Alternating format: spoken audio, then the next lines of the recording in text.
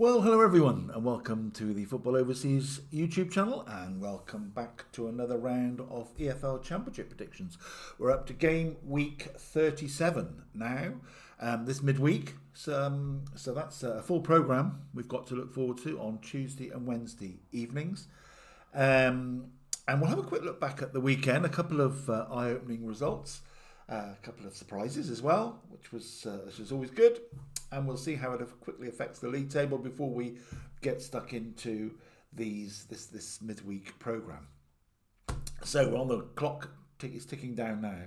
Just 9 games to go after this. That's 27 points left on the table for people to play for teams to play for. So it is now getting down to the real business end, the real exciting end of the season. And this is exciting division. Nothing is decided. In the Premier League, we might have had some decisions already almost, but in this league, nothing is decided at all. So that's why it's so interesting and so exciting. Right up to, it'll be game 46, 10 to 5, or whatever day it's played, and that will be only when we know everything, I think. So that's what makes this a wonderful league to follow, and it's just simply great entertainment. So, what happened at the weekend? Well, Leeds went down to Fratton Park on Sunday lunchtime and fell foul of the Fratton faithful, of the Fratton Fortress, and went down to 1-0 defeat. That doesn't tell the full story, I don't think.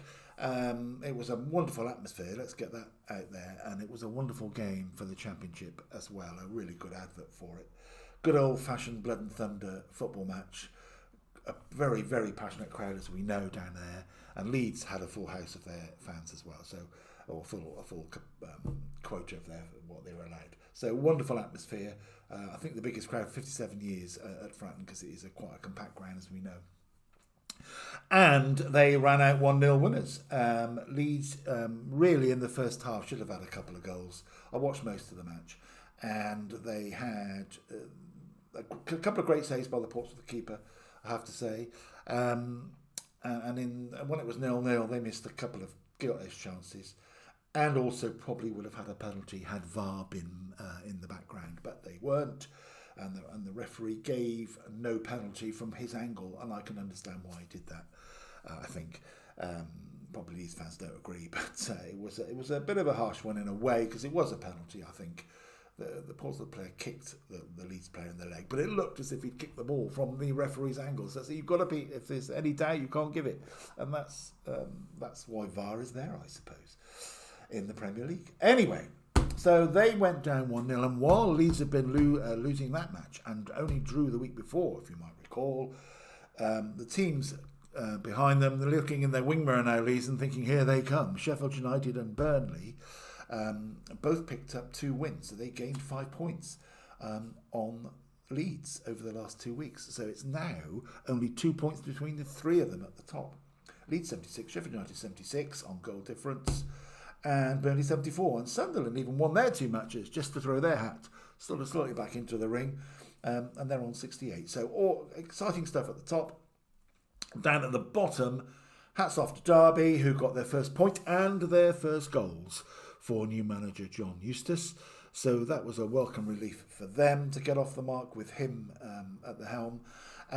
So that moved them up to just below the relegation line, but a 4-point gap, and that's a tricky gap to bridge at this time of the season with so few games left. But it can be done, obviously. 4 points is not insurmountable by any means. Plymouth and Luton, a point and 2 points behind, respectively. Plymouth at the bottom at the moment. So they're 6 points behind, and a dreadful goal difference. Effectively, it's 7 points behind Cardiff, if you like. Because there would have to be 1 point ahead. Drawing up with them is no good. So we'll have a quick look at how they got on shortly. Derby had a good win over Blackburn, by the way, so that was a real hats off for them. And we'll have in the middle of the table, the usual queue logjam for the playoff places is not going to go away until, as I say, 10 to 5, game 46.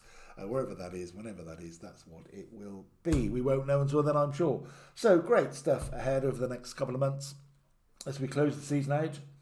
So what have we got this week? That's what we're here for. And the first matchup On Tuesday night, or first match listed, is Burnley against West Bromwich Albion. Now, Burnley had a comfortable 4-0 win over Luton. Luton went down to 10 men. You can't afford to do that when you're playing one of any side, and certainly not one of the top sides, and that don't concede hardly at all. So another clean sheet for Burnley, 4-0 comfortable win, 3 points in the bag.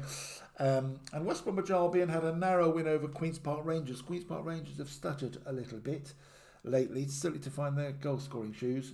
And it was West Brom that took the points by a goal to 0.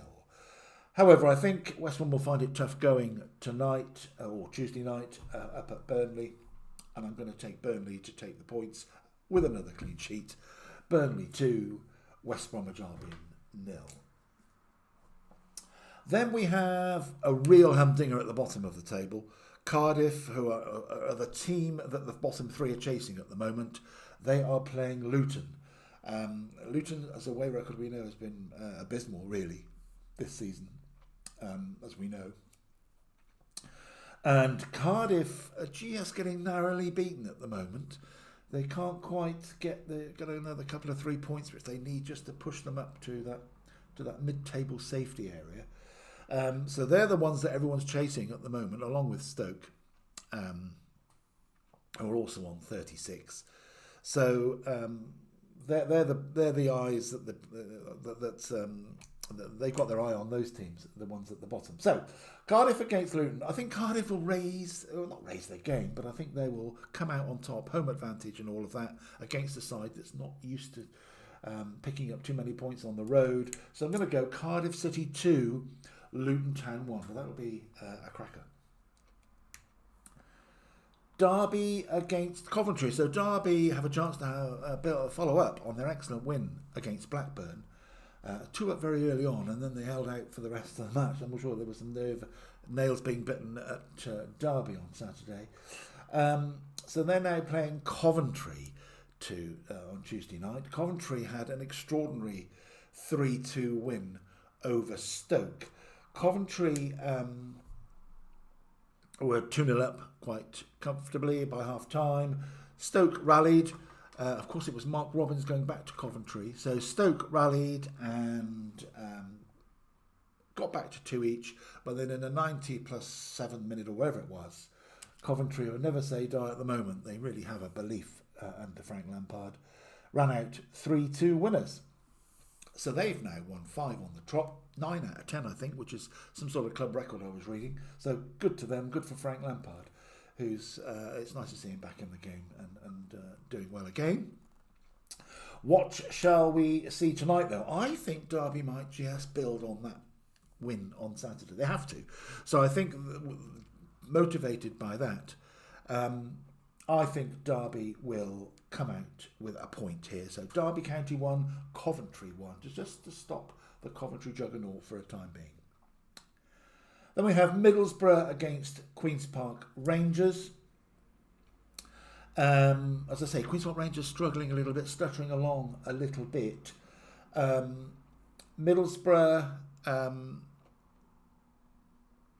again, they had a decent win recently, and then they slipped up again at Swansea. And Swansea, as I say, they are the real unknown. What you're going to get from them on a match day. Anyway, Middlesbrough went down. I think they'll get back on track against Queen's Park Rangers. Narrow win for them, being home. Middlesbrough 2, Queen's Park Rangers 1. Then we have Norwich against Sheffield Wednesday. Norwich had for them a disappointing 1-1 draw against Oxford. And Sheffield Wednesday went down to Plymouth and had a really good win. Now, Plymouth have just lost their way again, which surprises me a bit, having had that cup win over Liverpool and then a couple of good wins around that. And the vibe was really good. But that seems to have gone all a bit flat all of a sudden. I don't quite know what's gone on there for the time being. But Sheffield Wednesday had a really excellent win down there. But I think they're going to come unstuck tonight. I just think Norwich will get back to their scoring ways, because it's something they sort of can switch on and switch off quite easily, but it seems. I think it'll be one of their switch on nights. So I'm going to go for Norwich 3, Sheffield Wednesday 1. Sunderland against Preston North End up next. So Sunderland, as I say, have also sort of got their 2 wins while Leeds have been struggling at the top. And so they've kept pace with Sheffield United and Burnley, but there's still a few points adrift, as we know. So they are home to Preston North End. Preston North End had a tough game at Sheffield United at the weekend. Went down by just the odd goal, 1-0. Sunderland had a decent 2-1 home win against Cardiff. As I say, Cardiff just can't get those wins at the moment, those points, but they're not disgracing themselves in any match at the moment. But I think Sunderland will just edge out a tough, old, gritty Preston side. Really hard to beat. Sunderland will have to try and unlock them somehow. But I'm going to go Sunderland 1, Preston North End 0. Then we have Sheffield United against Bristol City. Now, Sheffield United have a real chance to make a statement, to knock Leeds off the top of the table, at least for 24 hours. So that will be their aim tonight, and perhaps a bit of extra motivation to do that in front of their home fans. Bristol City had for me anyway, being, as I say, for those who watch this clip regularly, for me a disappointing result, playing Hull City at home against 10 men for an hour. They did go a goal down, so they did pull it back, but they had so much possession, and the stats were so weighted, as you would expect, with a man advantage and being at home, but they couldn't find the net, which has been their nemesis all season. They just haven't got enough consistent quality up front, Bristol City, to finish off these chances. Their ratio is not consistent enough for the championship to be successful in the championship. So I think, although they're still knocking on the playoff door, I think this will be a tough game for them tonight. I'm going to take Tuesday night. I'm going to take Sheffield United to take the points, and with that bit of extra motivation in their step, to go to the top of the table. So Sheffield United 2, Bristol City 0. Then to wrap up the programme on Wednesday, we have 5 matches. Hull against Oxford is a big game at the bottom. Either of these sides win this match, they'll feel really good about life because there's a bit more breathing space. Hull, as I say, had a really gritty win down at Ashton Gate, a draw down at Ashton Gate, having been 1-up. Then they had a man sent off almost immediately after, so they played a lot of that game with 10 men, but came out with a point, which is good for them. And as I say, Oxford grabbed a point at Norwich after going a goal down, so they'll be happy about that to stop their poor run. But I think Hull will just nick them tonight. Home advantage again, I'm going to go for. I know Hull's haven't been great at home, but they have picked up recently. Going to go Hull City 2, Oxford 1. Then on Wednesday, Leeds may have work to do to get back to the top of the table, depending on the results of the previous night. So Leeds against Millwall, and Millwall are probably one of the tricky sides, the last side you probably want to play when you want to get things back on track a little bit. Not that they played badly against Portsmouth on Sunday, they just didn't get there, just didn't have enough sort of calmness in front of goal, which they should have had at times. But they went down, as we know. That's all done. Leeds against Millwall.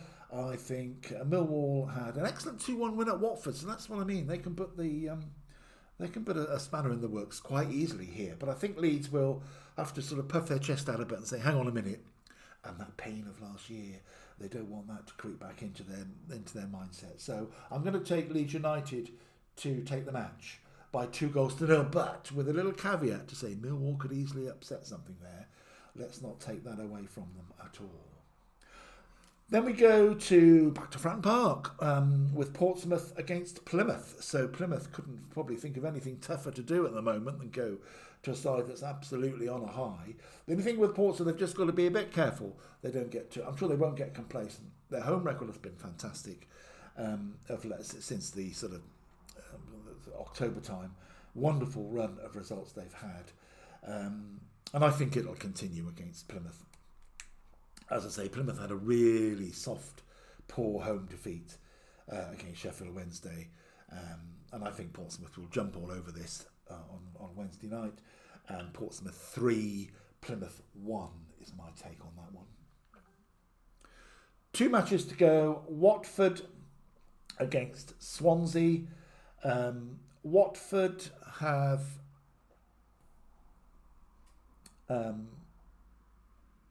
Watford had slipped up against Millwall at home, and they are now just sort of floating around a little bit mid-table, with that sort of end of season feel possibly to their games at the moment, which is a shame. They've had a sort of an up and down period, really, that has just lost that bit of consistency.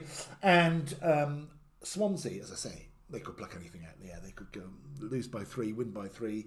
They are one of them, a real anomalies of the season. But I'm going to take them to grab a point at Watford. So I'm going to go Watford 1, Swansea 1. And last but certainly not least, Stoke City were becoming under pressure, as I say. They're one of the 2 teams that these bottom 3 have got their eye on 36 points. Very unlucky, I suppose, in the end to lose to Coventry 3-2 in the manner that it was, the last kick of the match almost.